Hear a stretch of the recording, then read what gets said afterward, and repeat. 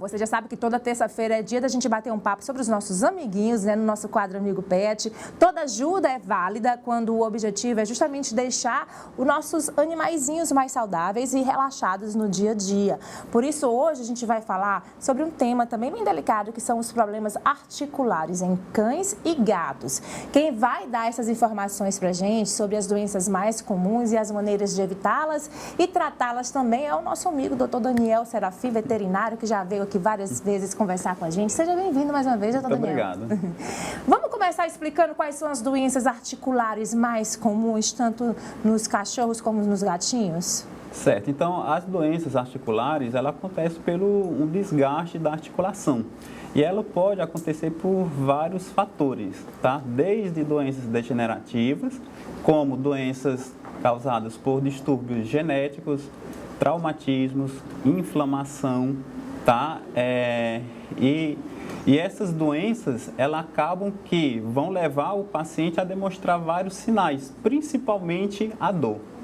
Tá certo. A gente tem até imagem de um videozinho, não é isso? De um cãozinho que foi operado. Qual era o problema dele, doutor Daniel? Então, esse é um paciente que tinha problema de displasia do quadril, né? Um desgaste dessa articulação e também tinha um problema de ruptura do ligamento cruzado, do joelho. Então, ele tinha um problema no joelho e tinha no também... caso, foi um trauma? Foi um trauma? A questão da ruptura do ligamento cruzado, o animalzinho ele nasce com uma predisposição, então isso é um problema genético que tende a ser manifestado ao longo da vida do animal. Então chega um dado momento que esse ligamento rompe e o animalzinho começa a manifestar esses sinais clínicos de claudicação. Aí ele passou por um processo cirúrgico, a gente está acompanhando já depois, né, o processo de recuperação. Ele estava saindo da clínica nesse momento? Isso, ele estava ainda no período de internação, né, estava fazendo esse acompanhamento, isso já foi no dia seguinte, após... Mas ele já sai, a gente vê que ele já sai bem, né, se movimentando, exatamente. Né? Agora, doutor Daniel, existem raças mais propícias a esses tipos de problemas articulares? São os animais de porte menor, de maior porte? Sim, então assim, a genética do animal, ele predispõe a certas doenças. Por exemplo, animais de grande porte, ele tem maior predisposição a problemas no quadril, por exemplo, seria a displasia coxofemoral.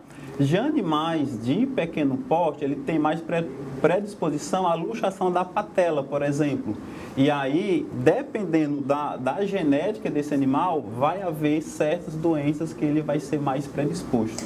Agora, doutor, nossos animaizinhos, eles dão sinais, mas eles não conseguem se comunicar verbalmente com a gente. Então, a gente quando está sentindo a dor, é fácil identificar, eu estou sentindo a dor aqui, eu estou sentindo a dor no meu joelho, mas com nossos animaizinhos, não. Então, quando você vai perceber, de repente ele já está mancando, né? Ele já está sem se movimentar muito. Existe como a gente tratar previamente essas doenças? Sim, é necessário uma atenção especial para que o tutor consiga identificar essas alterações no início.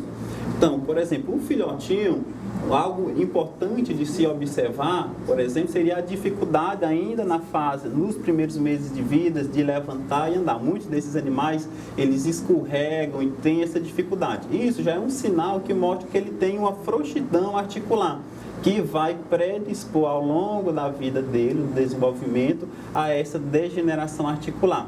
Já os animais adultos e idosos, você começa a observar uma diminuição da atividade desse animal. Então, o animalzinho ele vai ter relutância de fazer um exercício mais prolongado, ele vai deixar de fazer certos comportamentos. Por exemplo, o animalzinho antes subia no sofá, agora ele não sobe mais. Antes o animalzinho subia a escada, agora ele não consegue mais subir. Antes ele recebia o tutor querendo pular em cima dele, ele já não vai fazer...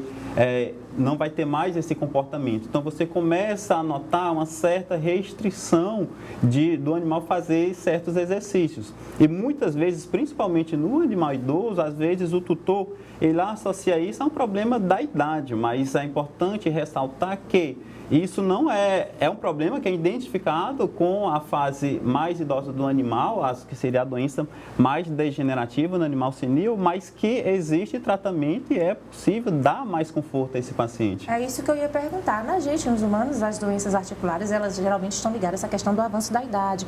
Mas é possível isso acontecer nos animais filhotes ainda, doutor? Sim. Então, como a doença articular, ela é multifatorial. Então, a idade é um dos fatores, mas, por exemplo, as doenças congênitas, ela é um importante fator que leva também à doença articular. Então, é possível, às vezes, o animal, com poucos meses de vida, já tem uma alteração a tal ponto que pode limitar ele até de andar. Então, tem animais, por exemplo, pensando na articulação do quadril, tem animais que até já estão com a articulação luxada, isso nos primeiros meses de vida. Então, isso acontece pela malformação óssea que predispõe a esses problemas articulares. Existe prevenção, tipo prática de atividade física, assim como acontece em nós humanos? De repente, uma alimentação é mais rica em alguma vitamina, algum mineral? Como é que acontece para os animais também? Existe aquela ração mais forte? Pode ser feita atividade física com eles também para evitar isso? Sim, então uma importante forma de evitar problemas articulares, primeiro seria evitar a obesidade. A obesidade em cães, ela é um fator muito predisponente a causar problemas articulares, então já seria uma forma de evitar esses problemas.